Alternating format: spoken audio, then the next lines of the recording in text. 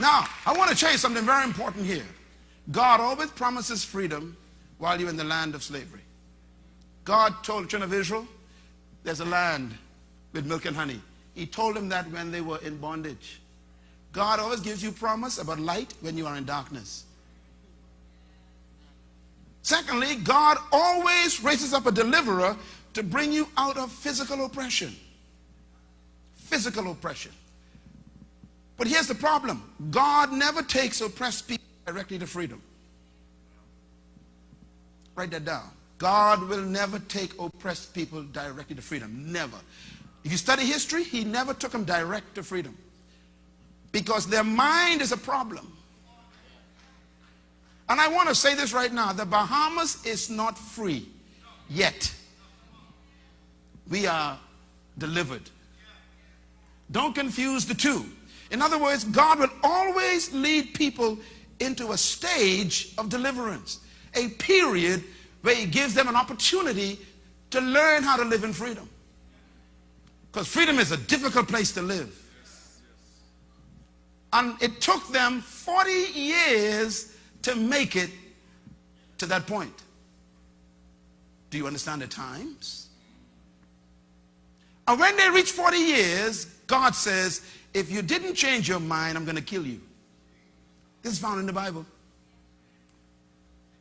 He gives you 40 years to change your thinking from black crab to no crab. He gives you 40 years to transform your thinking from killing your own brothers and sisters, from stopping their progress, from hindering their advancement. He gives you 40 years to change your mind. I know exactly where we are. As a matter of fact, here's what I believe may be helpful. Exodus 13, verse 17. Let's read it loud. Go.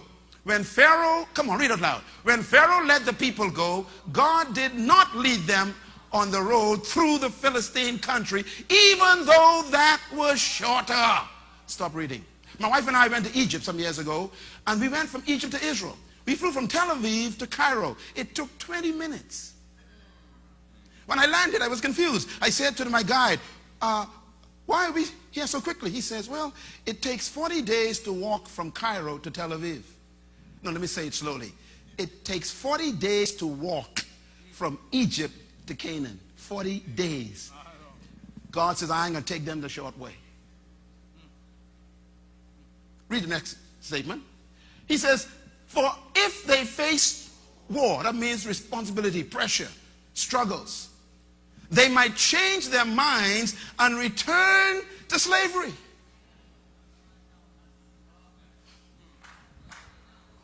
Oh boy. There are some people today who still want to go back.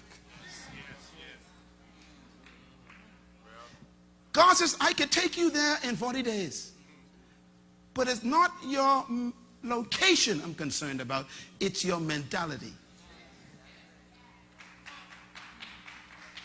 Read the next words, verse 18. So God led them around the desert. Who led them? God.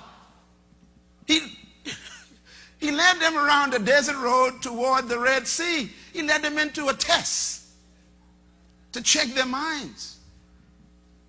It says the Israelites went up out of Egypt armed for battle. They didn't know how to fight. They never had an army. In other words, you got on a suit and can't calculate. You put on a fine dress, but you still can't run a bank. Armed, but they know where to fight. Can't fight. We look good, but we ain't able to handle it. And they still believe you can't own a hotel. They still believe you can't own a bank. They still believe you can't own an organization that's global. They say just get a job and make beds and weed the yard, they say. That's all. In your suit, weed the yard.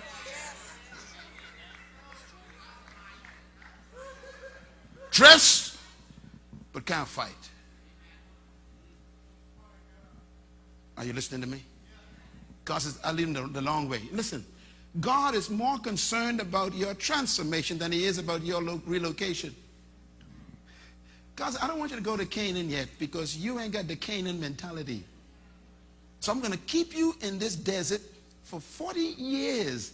God, the promises always demand preparation. God will never give you what you don't qualify to manage. They couldn't manage freedom. So he put them in a classroom called Sinai for 40 years to see if he can get them to be trained mentally to handle responsibility. And they failed the test. They actually failed the test. As a matter of fact, true freedom imposes more law and demands more work and requires more responsibility than slavery. Freedom is taking responsibility for your own life. And we don't want to do that. We still believe that the foreigner is smarter. The investor is more intelligent. And so we give them all kinds of perks, all kinds of opportunities, and we still don't trust our own people because we are fighting with this spirit of, you ain't responsible yet.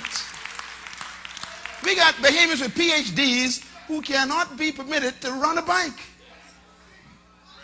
And we got folks who come out of high school in charge of them.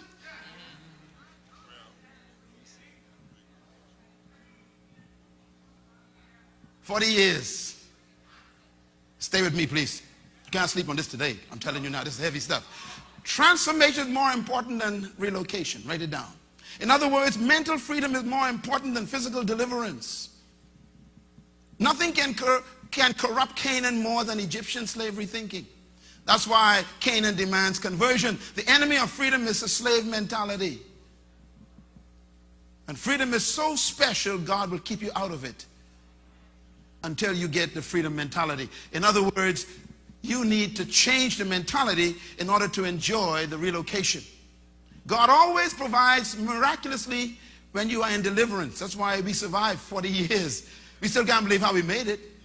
Our tourism industry boomed in the last 40 years. And we can't take credit for that. It's a miracle that a country with just rock and sand has 6 million tourists.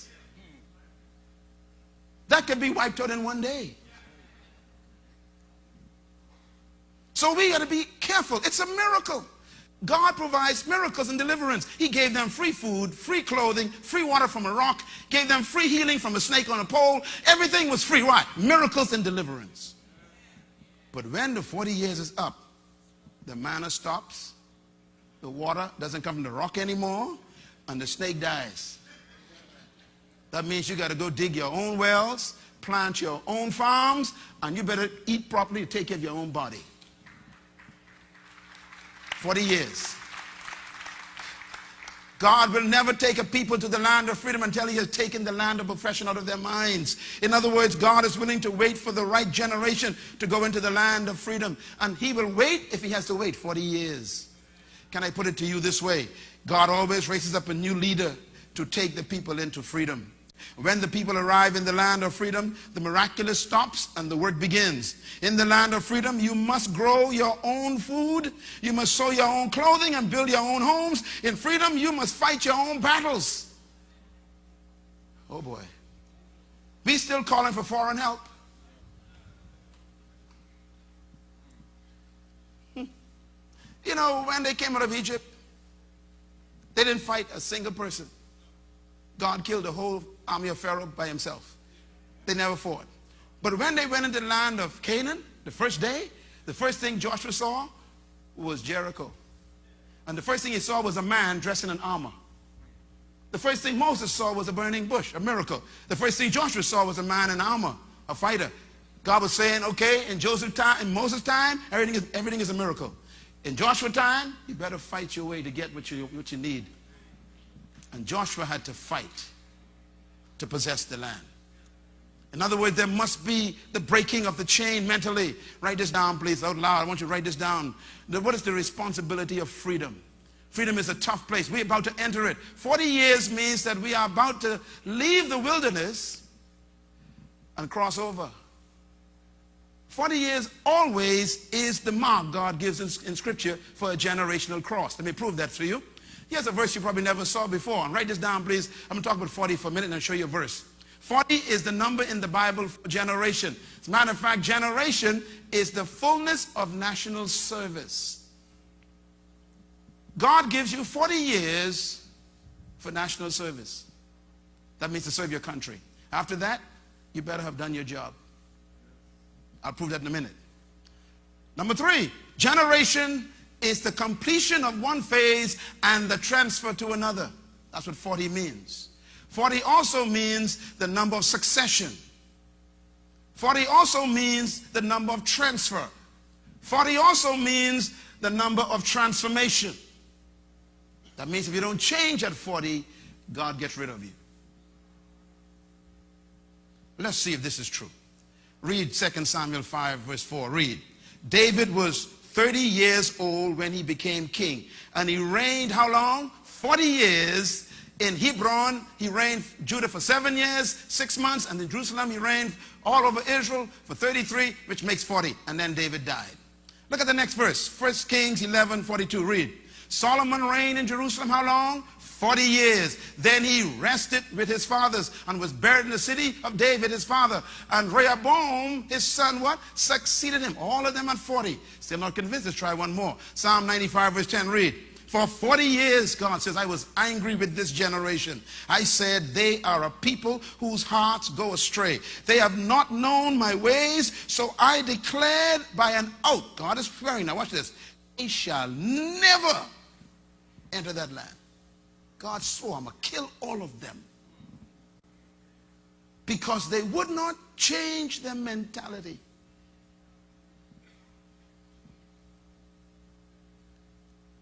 The people who have been in leadership in our country were all over 70 now. If you calculate, they came out of Egypt. So the scent of the slave ship is still in their nostrils. So mentally, they can't make the crossover. They are good people. Be nice now, brother. They are good people. They have a tremendous desire to cross over, but they just can't mentally make it. Sometimes we call them bankrupt of ideas. Look at it, I just read it to you. God says, when you reach 40, you're supposed to back on the side unless somebody else take it. 40 years, back on the side. In other words, God says at 40, you are beyond thinking creatively now. So you keep bringing up the old system, the old methods, the old style, same old rehash. Why? Because you are stuck in the old generation. Give God a hand for a new revelation coming. We have to get this right. I prophesy now that the next general election cannot reappoint the same leaders. Impossible. I'm telling you, by divine design, that's impossible. Every leader in the Bible finished at 40. And they succeeded. And by the way, David didn't wait till he died to give it to Solomon. Solomon didn't wait till he died to give it to Rehoboam. In other words, you don't wait till you die. You give it to them while you're living. Here, son, take it to the next level. I'm stuck. Is there anybody here, young people? Come on, say amen. We need some of these folks to get a revelation. 40 years means time up. Either you change or die. Oh boy. Y'all got to pray for me. Look at this. There's no greater burden than freedom. That's why God says you got to be free to get into freedom. In other words, everyone cries for freedom, but few of them understand it. That's why we can't get there. Freedom is like love and beauty. You can't understand it, but you know it when you feel it. It's strange. The human spirit wants to be free. We have a desire to be free. But here's what I want to close on today. There's a picture of a dog tied to a post. This dog is a real dog. This is a picture of a dog that had an experiment by a psychologist. They tied the dog to a stake with a chain. Then they placed food in front of the dog. But they placed it just far away that he couldn't reach it. And the dog was so hungry, he dashed toward the food with all of his strength. And when he leaped, the chain yanked his neck back and he choked. But he looked at the food, he was so hungry. He jumped at it again and he choked. And he jumped at it again. And he choked. And he kept jumping at the food, but it was too far away. And his neck began to wear against the chain. And then blood began to show up on his neck. And he felt the pain. And the dog decided the pain is too great. It's greater than the food. So the dog refused to move. That dog looked at the food after they loosed the chain. He was free, but he was afraid to go to the food because he remembered the pain. He was free, but he refused to go to the food because he remembered the pain. See, the problem is the memory of the pain. Are we afraid to believe we can do great things at 40? Yes, we are. You go to apply for a certain type of business to your own government, and they will say to you, you can't do that. They will tell you, you can't do it. How do they know that? They don't know that. But they've been tied to the stake so long. And they were told no for so long. They believe that they can't reach the food.